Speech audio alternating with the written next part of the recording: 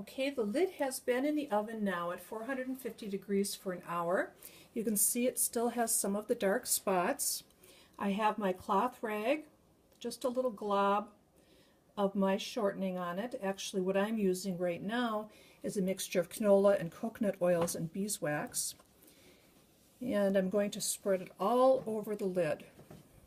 Sometimes lids can be a little bit tricky because they have the raised rings on the underside often, which cause the lid to be self-basting, but it can also be a little tricky to get in there.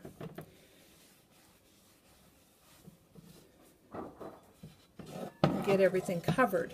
So what I typically do with the lid is I'll do the best I can with covering the underside here with my preferred oil, but I'll end up spraying it a bit with Pam when it's all said and done. You can see I'm putting a little oil on. You can see the little bit of sheen.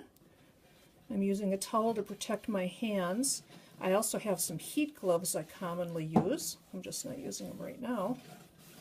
I probably should be. And I'm going to wipe all the oil off. So you shouldn't see the oil at all.